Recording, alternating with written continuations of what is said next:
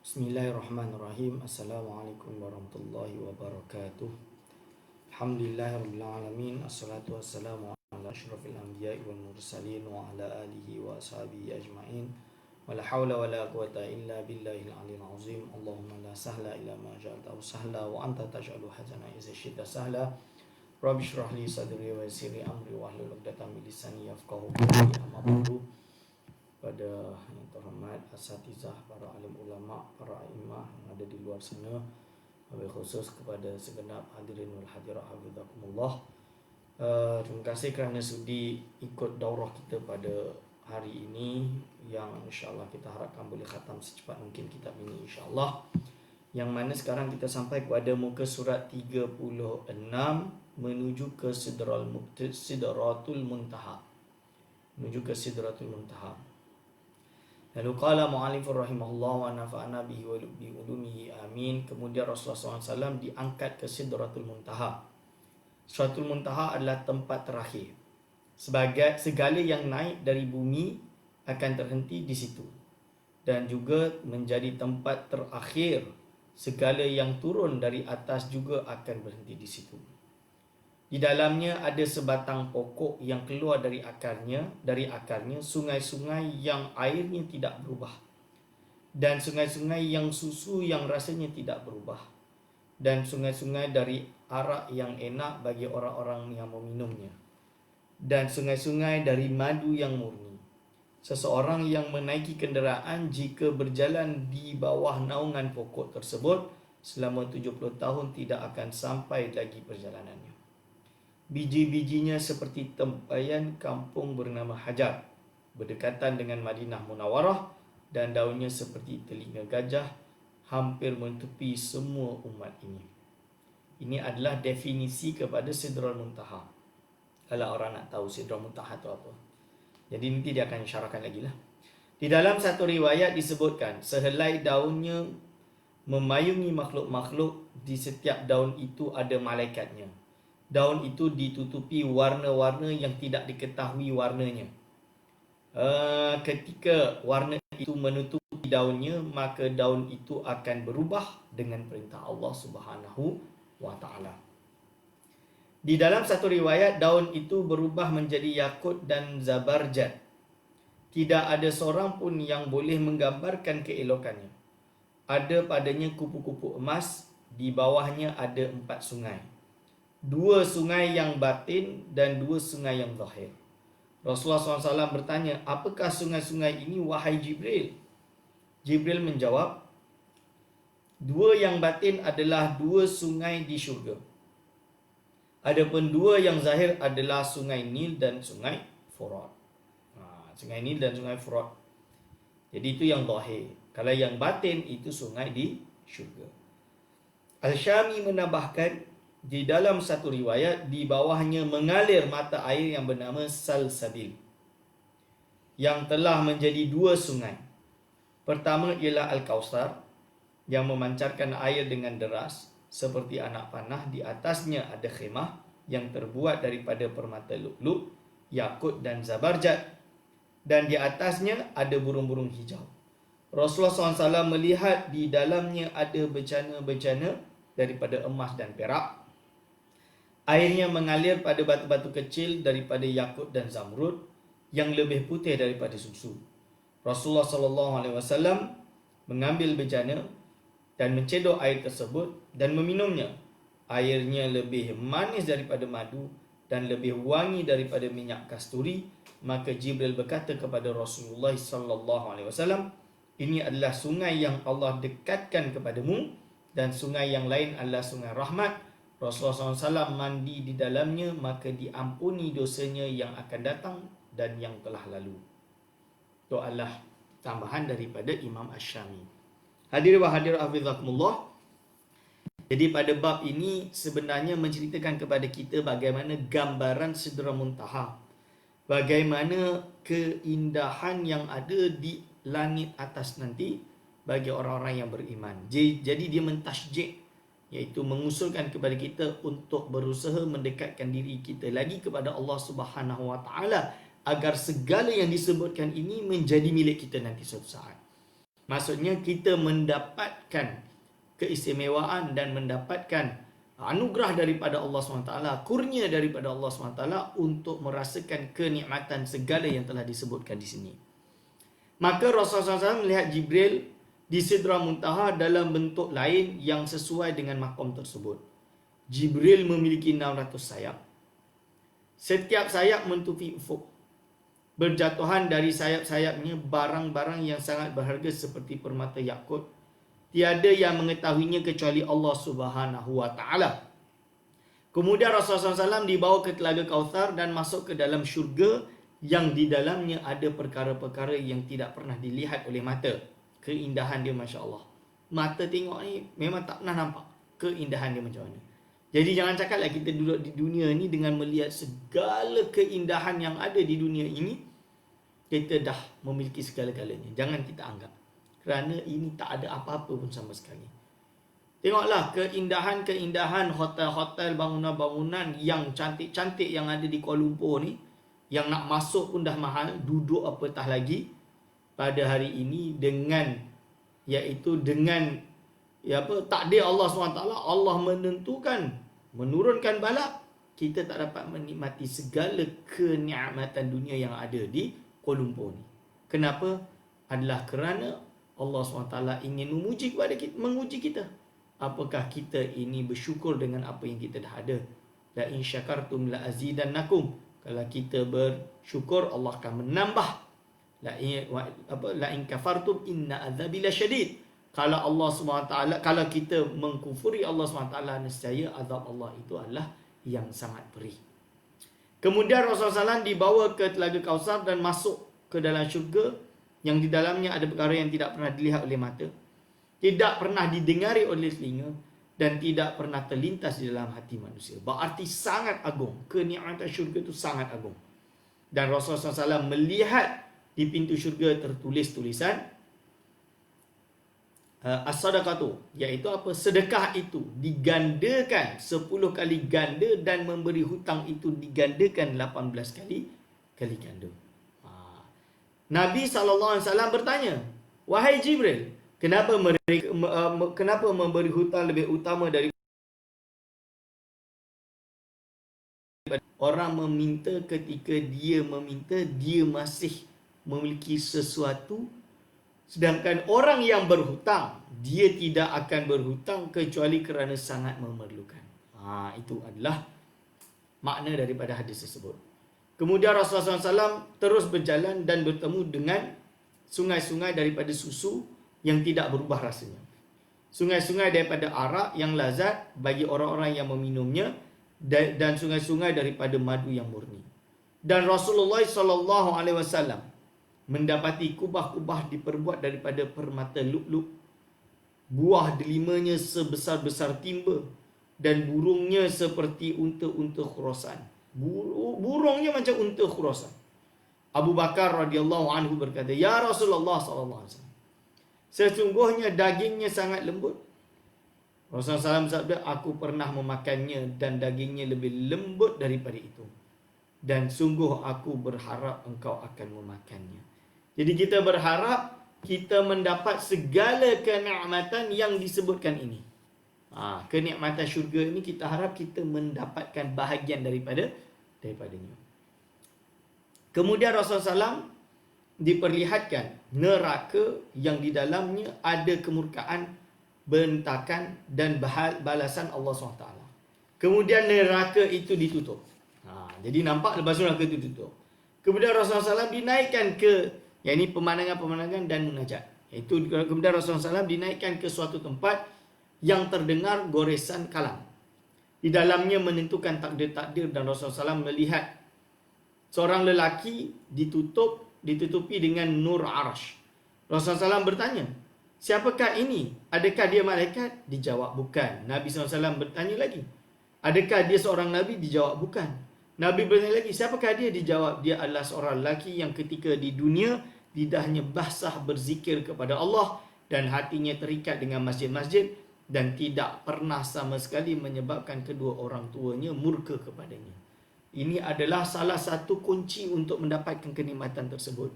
adalah pertama, tidak pernah berhenti lidahnya dalam keadaan berzikir. Yang kedua, hatinya sentiasa diikat dengan masjid.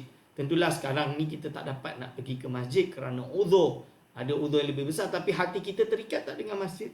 Atau kita dah tak pergi masjid, kita lupa masjid sama sekali, dalam erti lupa jamaah sama sekali walaupun di rumah. Ini kita kena betulkan. Kita kena sentiasa hati kita seperti hati berada di masjid. Menjaga ketenteraman, tak menjerit, tak buat bising, diam dan sering berzikir Allah, Allah, Allah, atau berzikir la ilaha illallah, la ilaha illallah dan lain-lain sesuai dengan yang telah diajarkan oleh para ulama. Lalu dia sebut di sini juga tidak pernah sama sekali menyebabkan kedua orang tuanya murka kepadanya. Ini adalah penting. Kerana apa? Kemurkaan orang tua kita dapat menyebabkan hidup kita dalam keadaan rugi. Bahkan ulama-ulama dulu menceritakan bagaimana orang-orang yang berjaya, mereka adalah termasuk orang-orang yang sangat mencintai dan mengagumi orang tuanya. Salah seorang daripadanya adalah Uwais Al-Qarni, yang boleh kita baca. Kemudian Rasulullah SAW melihat Tuhannya, Allah Subhanahu Wa Taala, dan baginda sallallahu alaihi wasallam bersujud. Allah SWT berbicara dengan Nabi Muhammad SAW dan berkata, maksudnya berkalamlah, iaitu wahai Muhammad. Nabi SAW menjawab, ya wahai Tuhanku. Allah berkata, mintalah. Nabi Muhammad SAW menjawab, sungguh engkau telah menjadikan Nabi Ibrahim sebagai kekasihmu dan engkau memberinya kerajaan yang agung, dan engkau berbicara dengan Nabi Musa AS dengan bicara yang sungguh, dengan kalam. Ini kallamallahu Musa taklima, itu maksud dia. Dan engkau telah memberikan Nabi Daud kerajaan yang agung, dan engkau telah melenturkan baginya besi, dan engkau telah menundukkan baginya gunung-gunung, dan engkau telah memberi Nabi Sulaiman kerajaan yang agung, dan engkau telah menundukkan baginya jin dan manusia dan syaitan-syaitan, dan engkau telah menundukkan baginya angin, dan engkau telah memberikan kepadanya kerajaan yang tidak diberikan kepada siapa pun setelahnya, dan engkau telah mengajarkan Nabi Isa AS kitab Taurat dan Injil, dan engkau telah menjadikannya dapat menyembuhkan orang yang buta dan orang yang berpenyakit kusta, dan menghidupkan orang yang mati dengan izinmu, dan engkau telah menjaganya dan ibunya daripada syaitan yang direjam, dan tidak ada jalan bagi syaitan untuk mengganggu mereka berdua. Hadirin wal hadirat hafizakumullah. Dari kisah ini kita dapat tahu bahawa Allah Subhanahu Wa Taala telah mengizinkan kepada Nabi Muhammad SAW untuk melihat zatnya. Maka ini adalah pendapat Imam Ibn Abbas ketika suatu khilaf terjadi antara Aisyah dan Ibn Abbas, di mana Aisyah kata bahawa Allah Subhanahu Wa Taala tidak dilihat oleh Rasulullah SAW ketika dia melakukan Isra' dan Mi'raj. Jadi tidak melihat ketika di dunia. Tapi menurut Ibn Abbas bahawa Rasulullah SAW melihat Allah Subhanahu Wa Taala di dunia. Tapi kalau hari ini ada orang yang bukan Nabi Muhammad SAW mengaku dia melihat Allah Subhanahu Wa Taala, nescaya perkara itu batil. Tidak terjadi kepada orang tersebut, melainkan dusta semata-mata. Allah SWT menjawab, sesungguhnya aku telah menjadikan engkau kekasihku. Ar-Razi berkata, tertulis dalam kitab Taurat, iaitu Habibullah, kasih kepada Allah. Dan aku telah mengutuskan engkau kepada sekalian manusia sebagai pemberi khabar gembira dan peringatan. Dan aku telah melapangkan dadamu, dan aku mengampuni dosamu, dan aku telah mengangkat namamu. Namaku tidak akan disebut kecuali nama engkau disebut bersamaku. Ini adalah Allah Subhanahu Wa Taala, perintah Allah Subhanahu Wa Taala. Dan aku telah menjadikan umatmu sebaik-baik umat yang dilahirkan bagi manusia. Tidak ada umat yang lebih baik daripada umat Nabi Muhammad sallallahu alaihi wasallam, iaitu umat Islam. Okey. Dan aku telah menjadikan umatmu umat pilihan, dan aku telah menjadikan umatmu menjadi umat yang terawal, padahal mereka adalah umat yang terakhir. Maksud terawal, umat yang pertama sekali lalu hisab tersebut, atau lalu sirat menuju ke syurga. Okey. Lalu apa? Dan aku jadikan umatmu tidak boleh mereka berkhutbah kecuali setelah mereka bersaksi bahawa engkau adalah hamba-Ku dan rasul-Ku. Dan aku telah menjadikan daripada umatmu kaum-kaum yang hatinya menjadi anajil, iaitu tempat-tempat hafalan Al-Quran. Dan aku telah menjadikan engkau Nabi pertama yang diciptakan dan Nabi yang terakhir diutus. Dan yang pertama diberi keputusan, dan aku telah berikan kepada engkau surah Al-Fatihah yang tidak aku berikan kepada Nabi sebelum engkau. Itu adalah keistimewaan Nabi Muhammad sallallahu alaihi wasallam. Lalu apa? Dan aku telah berikan kepadamu akhir surah Al-Baqarah dari khazanah bahawa arash yang tidak aku berikan kepada Nabi sebelummu. Dan aku telah memberikan kepadamu telaga Kautsar. Diberikan telaga Kautsar. Dan aku telah berikan kepadamu 8 bahagian Islam. Hijrah, jihad Islam. 8 bahagian iaitu Islam, hijrah, jihad, sedekah, puasa Ramadan, amal ma'ruf, nahi mungkar. Dan sesungguhnya di hari ketika aku ciptakan langit dan bumi, aku wajibkan kepada umatmu 50 waktu solat, maka dirikanlah solat itu bersama umatmu. Ini adalah kisah di mana Allah SWT dengan segala kenikmatan yang diberikan kepada umat Nabi Muhammad, maka apa yang Allah SWT perintahkan kepada kita untuk membayarnya kembali tidak lain tidak bukan adalah dengan ibadah. Dengan ibadah iaitu dengan melakukan solat 50 waktu sehari.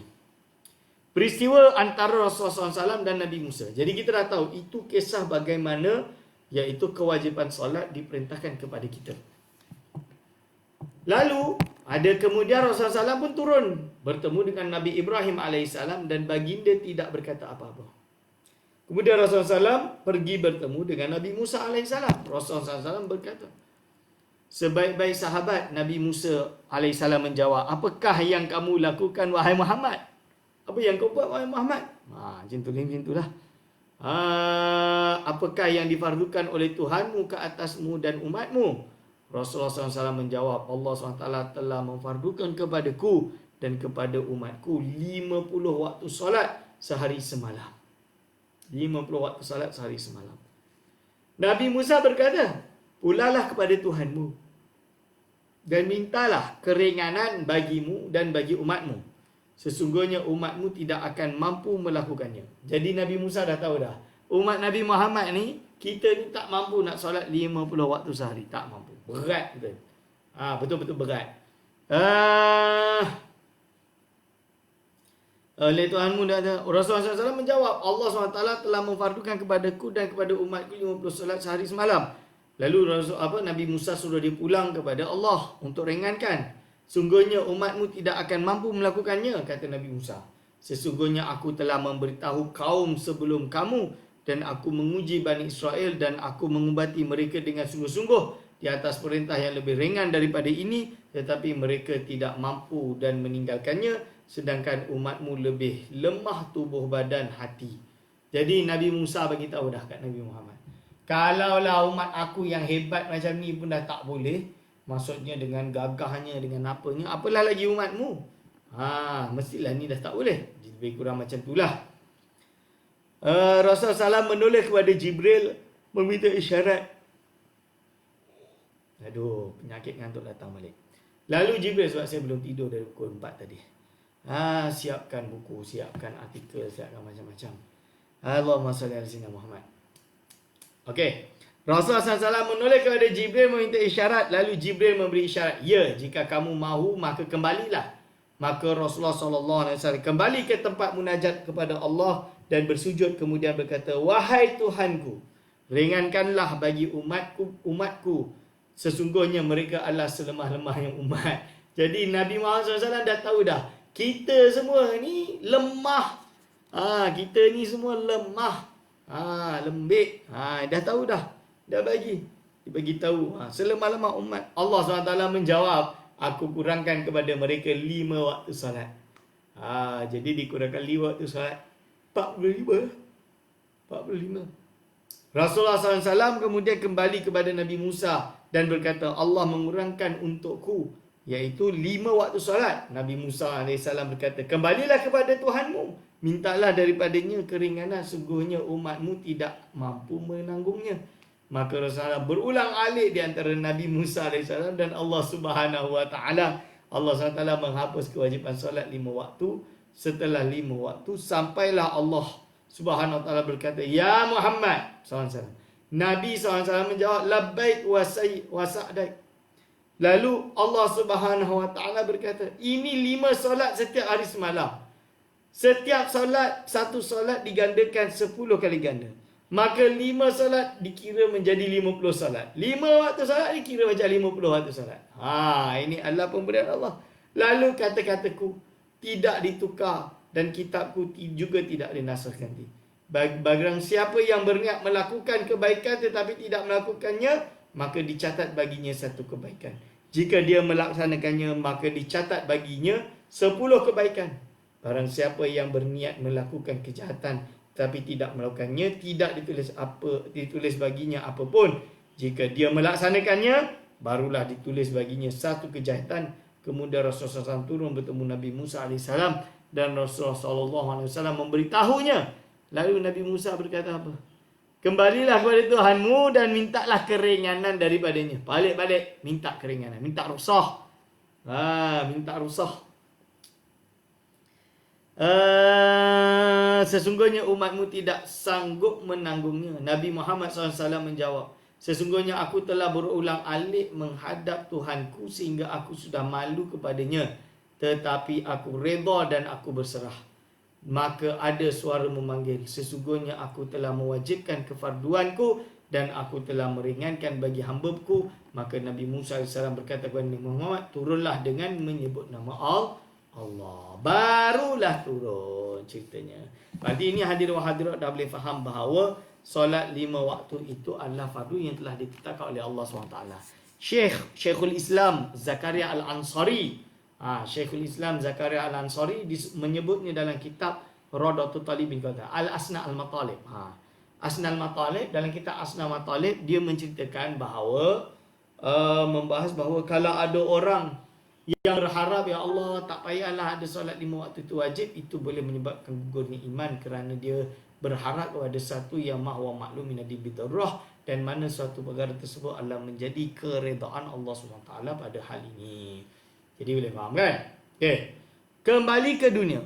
Ketika Rasulullah SAW turun ke langit dunia dan melihat ke bawah, baginda melihat asap yang sangat tebal dan mendengar suara-suara, lalu bertanya, "Apakah ini wahai Jibril?"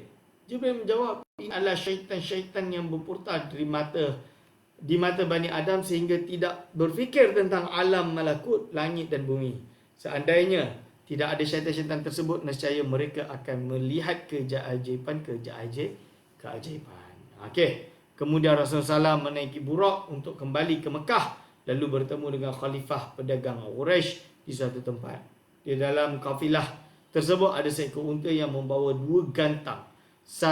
Dua kantung. Satu kantung berwarna hitam dan satu lagi berwarna putih.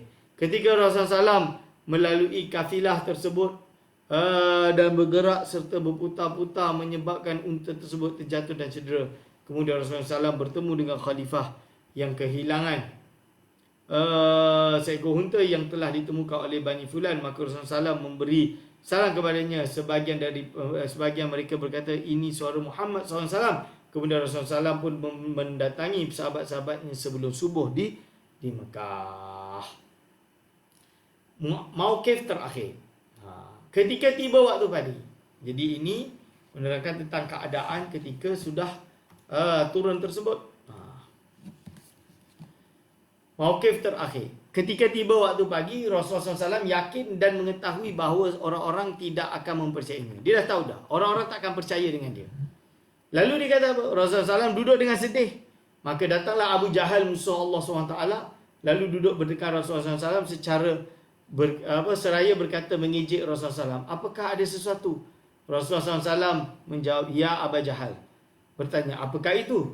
Rasulullah SAW menjawab, "Aku diisrakan malam tadi." Abu Jahal bertanya, "Ke mana?" Rasulullah SAW menjawab, "Ke Baitul Maqdis." Abu Jahal berkata, "Kemudian di pagi ini engkau ada di sini bersama kami?" Kalau pergilah. Kenapa dah ada kat sini? Tak logik lah zaman tu. Kira mencari ni lah. Ada orang kata, "Kat mana?" "Dekat rumah." Kenapa kau ada kat sini? Sekarang kat sini, tadi kat rumah. Kelentong, mana dekat rumah? Sekarang duduk sini. Atau bila tak dekat rumah, isteri dia tanya dia, "Kat mana?" Kata jalan. Apa, kat mana? Kenapa tak ada kat rumah? Ada kat rumah. Kat mana? Kat bilik air belakang. Ditipu. Lalu dia kata tak ada. Aku tadi pergi Perak patah balik. Boleh tak masuk akal? Tak masuk akal. Tak masuk akal. Tapi dalam kes ini adalah mukjizat. Mukjizat yang mana waktu itu Abu Jahal nak ejek lah Rasulullah SAW. Pergi mana? Baitul Maqdis. Kau dekat sini? Pergi Baitul Maqdis apa? Pasal Abu Jahal berkata, kemudian di pagi ini kau ada di sini bersama kami. Rasulullah SAW menjawab, ya. Abu Jahal berkata, bagaimana jika aku manggil kaummu? Apakah engkau akan menceritakan kepada mereka apa yang engkau ceritakan kepadaku? Rasulullah SAW menjawab, ya. Kenapa? Rasulullah SAW adalah sidik. Dia kena jujur, dia kena benar. Ya. Lalu Abu Jahal memanggil-manggil, wahai orang-orang Bani Ka'ab bin Lu'ay, datanglah ke sini. Bani Ka'ab ni kan Bani Rasulullah SAW. Lalu maka orang ramai beramai-ramai daripada berbagai kelompok datang kepada Rasulullah SAW dan duduk berkumpul dengan Rasulullah SAW. Dan Abu Jahal kemudian Abu Jahal berkata, ceritakan kepada kaummu apa yang telah engkau ceritakan kepadaku. Beritahulah, biar semua orang tahu. Rasulullah SAW berkata, sesungguhnya aku telah diisrakan malam tadi. Rasul cerita yang dia diisrakan, dijalankan, diterbangkan ke Baitul Maqdis. Rasul cerita. Orang-orang bertanya, ke mana? Rasulullah SAW menjawab, ke Baitul Maqdis. Orang-orang berkata, kemudian di pagi ini kau ada di sini. Tiba-tiba dah sampai sini dah bersama kami. Nabi SAW menjawab, ya. Nampak tak? Nabi SAW, ya. Memang betul itu yang terjadi. Jadi kalau ada orang hari ini ngaku, kita tak percaya. Kenapa tak percaya? Macam mana dia boleh buat? Kenapa dia boleh buat? Disoleh tak? Kecuali dia di kalangan orang-orang yang betul-betul zuhud dan soleh, perkara tersebut harus terjadi kerana dia adalah suatu karamah.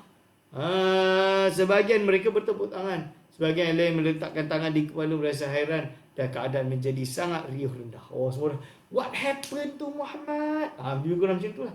Apa jadi ni? Lebih kurang macam tu. Lalu apa dia kata? Mut'im bin Adi berkata, semua perkara berkenaan denganmu sebelum ini masih boleh dipertimbangkan. Jadi apa yang Muhammad cerita kita boleh percaya. Sebab apa? Dia tak pernah tipu. Kecuali perkataanmu pada hari ini. Kalau yang ni aku tak boleh percaya lah bagi dia. Ni tak boleh percaya, Isra' ni tak boleh percaya bagi dia. Itu cerita dia. Lalu aku bersaksi mulai sekarang bahawa sungguhnya engkau adalah seorang manusia. Sampai Mut'im dia kata, dia saksi, dia bersyahadah lah, bersumpah lah katanya yang dia ni penipu. Muhammad ni adalah penipu. Kami menempuh perjalanan dengan unta ke Baitul Maqdis sebulan perjalanan. Bukti dia, kami kalau nak pergi Baitul Maqdis sebulan perjalanan. Pergi dah sebulan dia perjalanan pulang. Jadi sebulan perjalanan dia. Tiba-tiba kau boleh datang sekejap. Lambai lah. Impossible.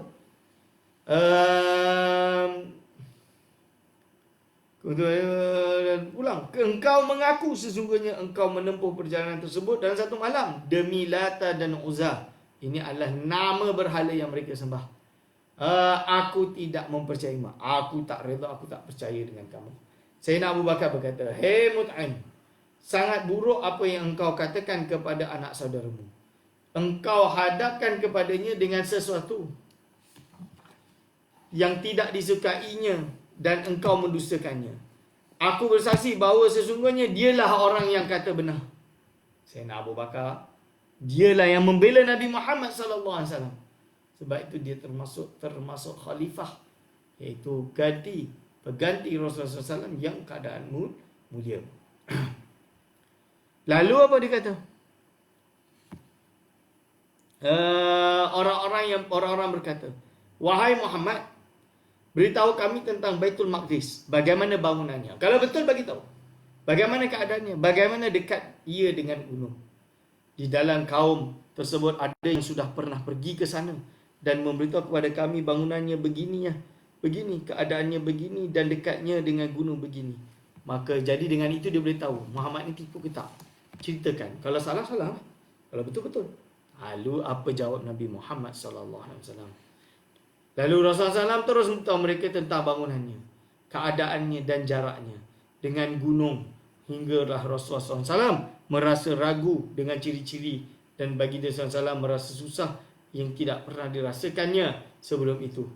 Lalu Allah SWT datangkan Masjidil Aqsa kepada Rasulullah SAW dan baginda dapat melihatnya diletakkan di sebelah rumah Aqil atau Iqbal. Orang-orang bertanya, berapa banyakkah pintu masjid? Rasulullah SAW belum menghitungnya. Maka beliau melihat ke arahnya dan menghitung pintu demi pintu dan memberitahu jumlah tersebut kepada mereka. Abu Bakar As-Siddiq berkata, engkau benar. Aku bersaksi bahawa engkau adalah Rasulullah sallallahu alaihi wasallam. Jadi itu kisahnya. Lalu orang-orang berkata, ada pun ciri-ciri. Yalah, waktu Isra' Rasul mana sempat nak kira pintu dia. Kan? Lalu dibukakan kasyaf. Ditunjukkan kepada Rasulullah sallallahu alaihi wasallam.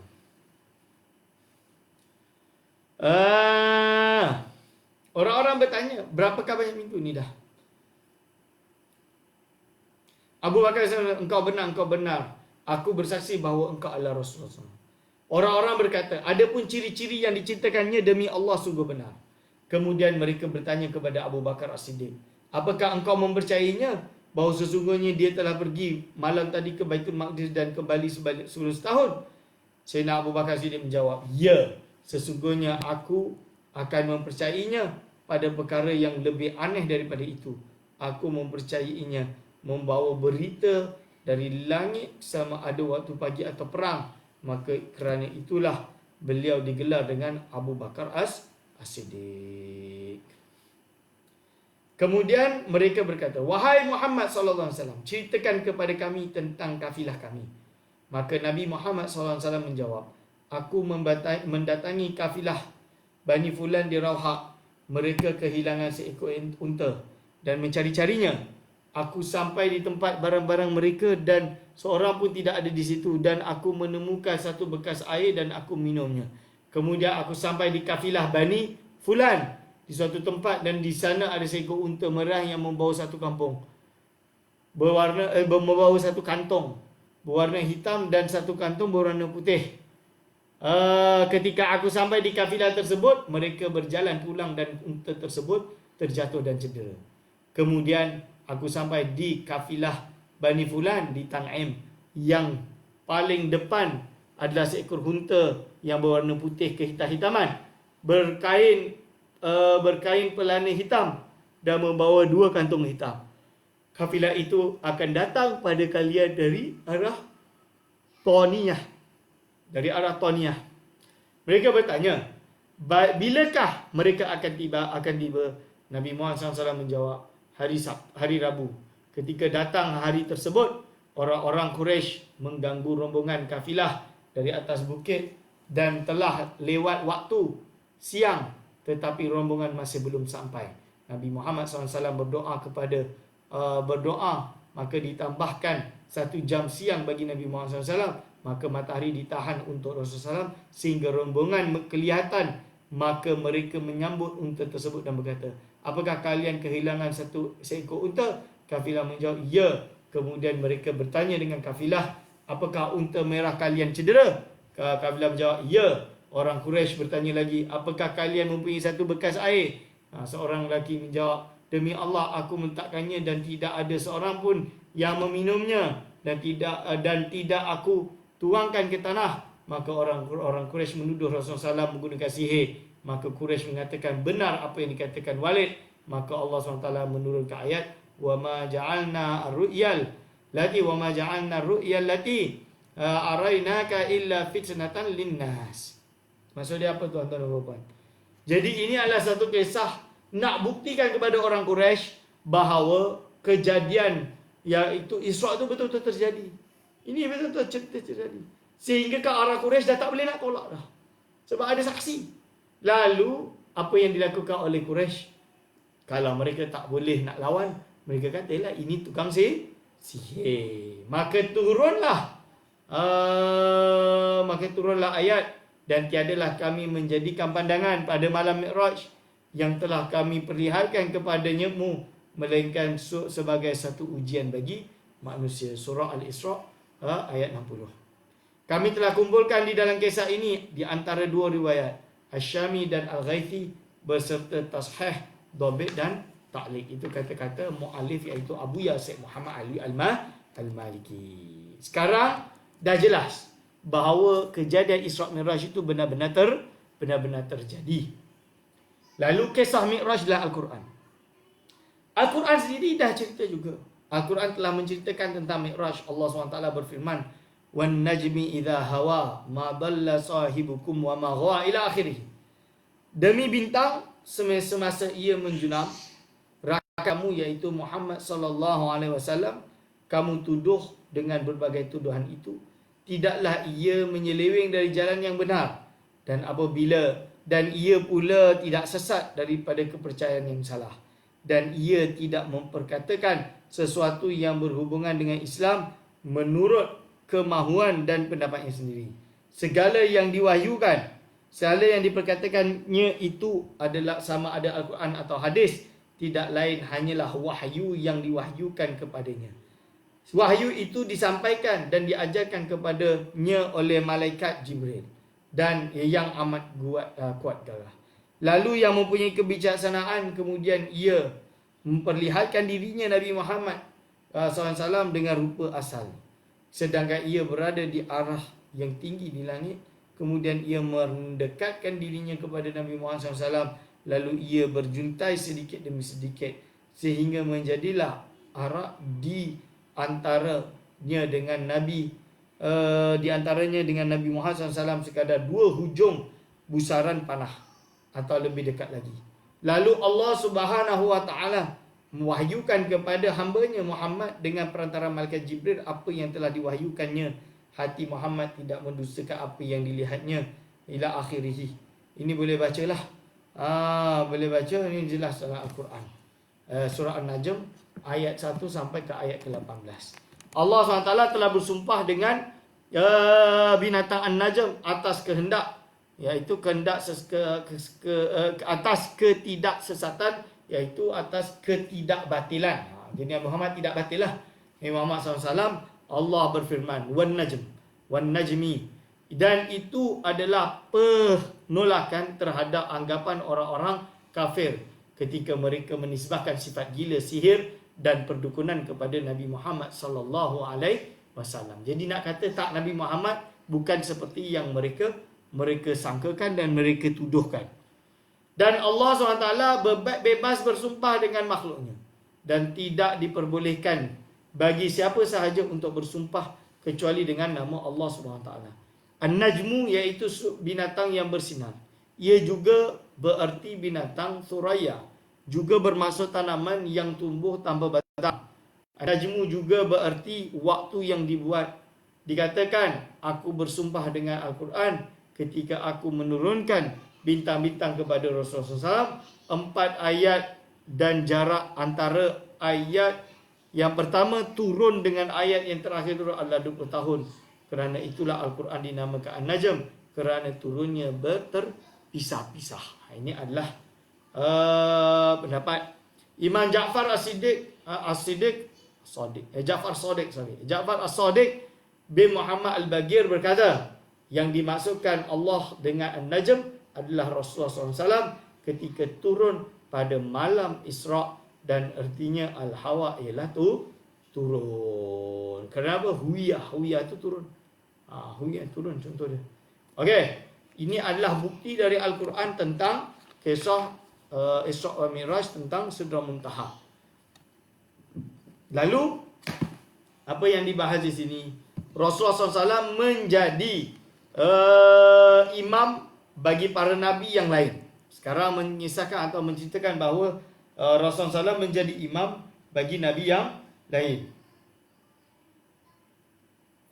Yaitu apa? Keutamaan dan kekhususan Rasulullah SAW yang paling agung adalah menjadi imam kepada para nabi di dalam solat. Sungguh banyak riwayat yang menyebutkan bahawa Rasulullah SAW menjadi imam kepada para nabi di Baitul Maqdis sebelum di-mi'rajkan.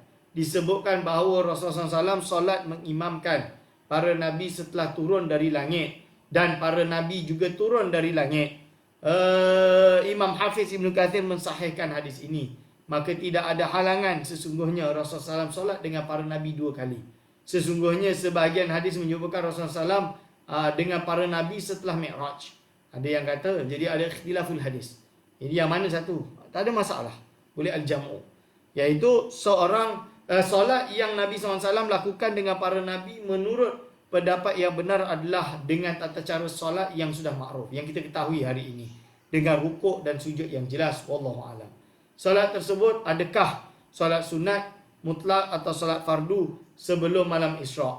Berkata guru kami Syekh Muhammad As-Said Muhammad Amin Al-Qutbi di dalam syairnya. Ini adalah guru Abu Yasir Muhammad Ali Maliki. Dia juga guru kepada ulama-ulama besar kita semua, dan termasuklah dia yang bersama dengan Amin Al-Qutbi ini adalah, kalau tak salah saya yang saya pernah baca, adalah tuan guru iaitu Syekh Abdullah Fahim. Kalau tak salah dia sezaman. Sezaman dengan Amin Al-Qutbi. Wallahu a'lam. Nanti boleh kita cek. Kita boleh cek. Lalu dia kata apa? Allah memuliakan baginda SAW dengan melihat wajah Allah SWT. Dan wajah ni maksudnya zat Allah SWT. Dan dengan berdialog dan menjadi imam para Nabi. Ini.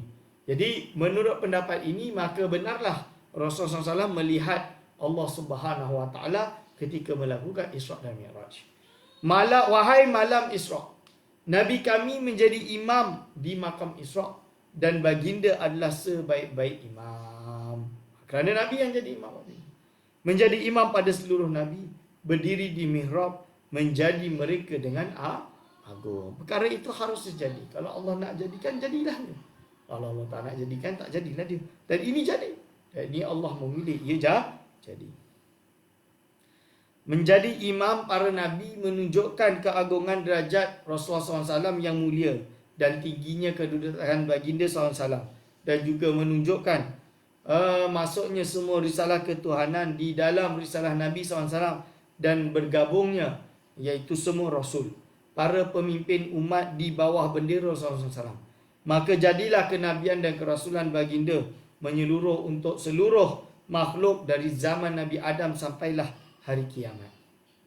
Maka para Nabi dan umat-umat mereka semuanya menjadi umat Rasulullah SAW, dan sabda Rasulullah SAW, bu'istu ilan nasi kafah, iaitu apa? Aku diutuskan kepada manusia secara keseluruhannya. Ini tadi. Ini dalil dia. Tidak diutuskan untuk manusia di zamannya sampai hari kiamat. Kiamat sahaja, tetapi meliputi umat sebelum mereka juga. Maka jelaslah dengan itu makna sabda Rasulullah SAW, kuntu nabiyan, iaitu aku telah menjadi nabi. Wa Adamu, sedangkan Adam, Nabi Adam lah, baina ruhi wal jasadi, berada di antara roh dan jasad. Hadis riwayat Ibnu Abi Syaibah. Ini. Lalu firman Allah SWT menunjukkan juga makna tersebut. Wa idh akhadallahu mitsaqan nabiyyina lama ataitukum min kitabin wa hikmatin ila akhirih.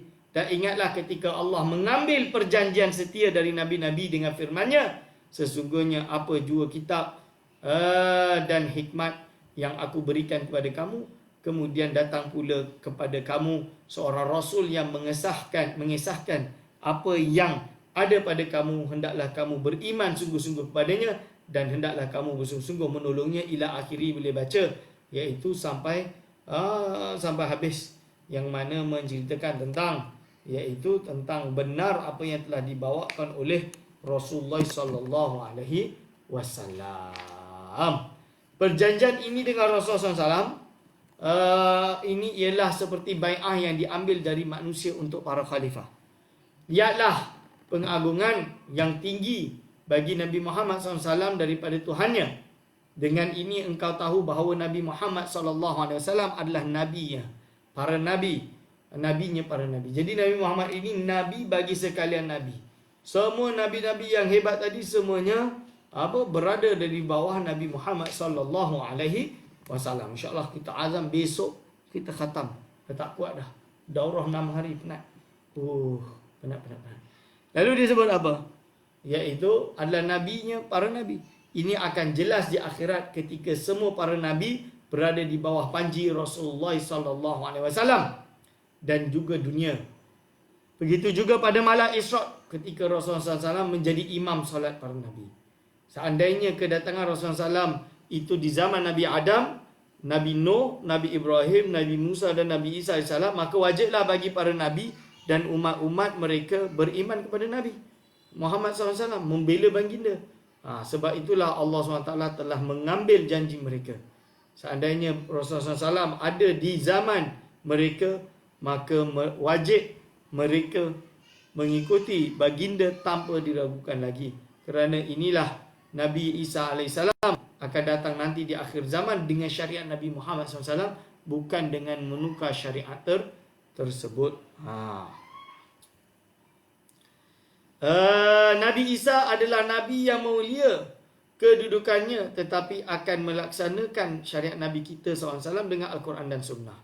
Dan semua yang ada di dalam Al-Quran dan Sunnah, baik perintah ataupun larangan, akan mengikat Nabi Isa AS sebagaimana ia mengikat umat yang lain.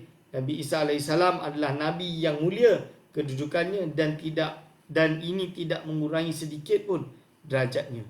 Begitu juga seandainya Nabi Muhammad SAW diutus di zaman Nabi Isa AS atau di zaman Nabi Musa, Nabi Ibrahim, Nuh atau Adam AS, maka para Nabi tersebut akan tetap di atas kenabian dan kerasulan mereka pada umat-umat mereka, dan Nabi Muhammad SAW adalah Nabi mereka dan Rasul bagi umat seluruhnya. Kenabian dan kerasulan SAW adalah menyeluruh dan meliputi dan sesuai dengan syariat-syariat para Nabi di dalam permasalahan usul yang tidak ada perbezaan. Okay? Jelas kan? Dengan ini maka jelaslah sabda Nabi, bu'istu ilan nasi kafatan. Ini yang dimaksudkan dengan bu'istu ilan nasi kafatan. Kerana nak tak nak, hatta Nabi Isa AS yang belum meninggal dan akan turun nanti pun akan menjalankan syariat Nabi Muhammad SAW. Ini yang dipanggil dengan khasais Nabi Muhammad atau khasaisun Nabi SAW. Beberapa keistimewaan beliau, baginda Nabi. Meliputi seluruh manusia dari zaman sebelum Rasulullah SAW hinggalah hari kiamat. Sesungguhnya kenabian Rasulullah SAW tetap bagi seluruh para Nabi AS sejak diambilnya janji, tidak hanya sekadar ilmu pengetahuan.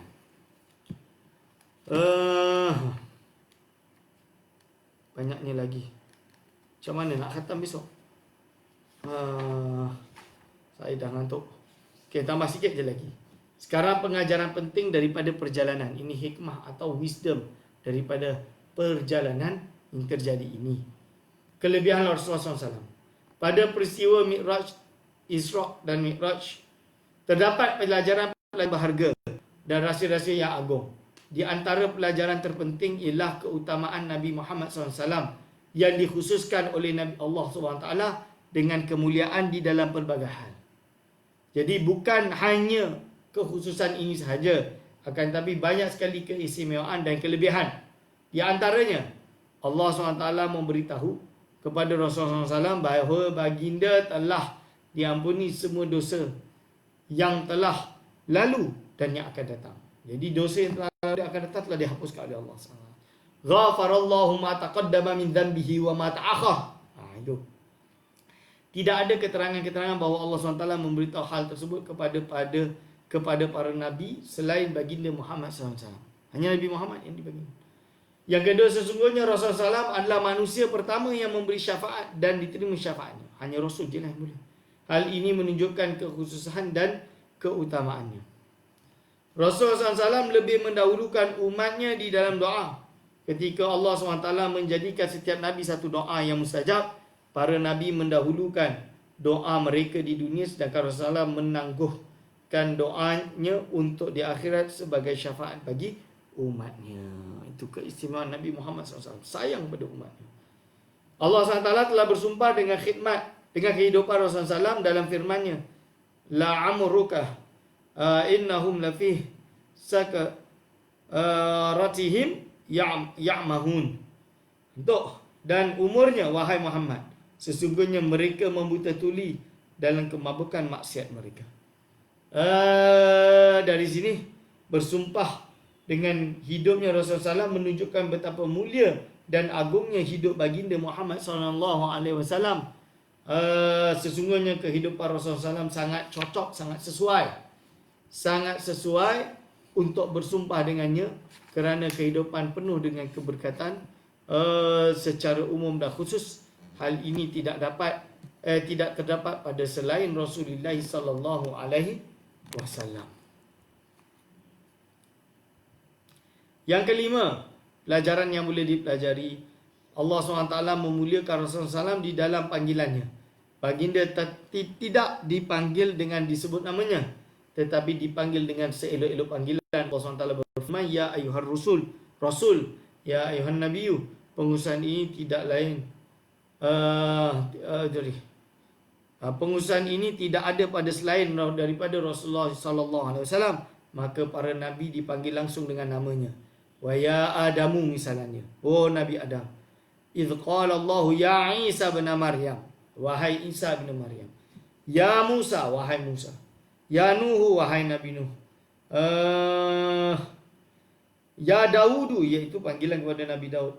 Ya Yahya, panggilan kepada Nabi Yahya, dan lain-lain.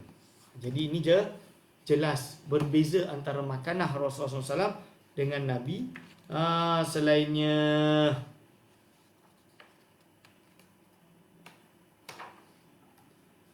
Tidak diragukan lagi bagi sesiapa pun bahawa apabila seorang majikan memanggil hamba sahayanya dengan sifat dan akhlaknya yang mulia dan memanggil yang lain selainnya dengan namanya, tidak dengan salah satu sifat ataupun akhlak mereka, menunjukkan bahawa orang yang dipanggil dengan menggunakan nama atau sifatnya itu lebih mulia dan lebih dekat daripada orang yang memanggil langsung dengan namanya.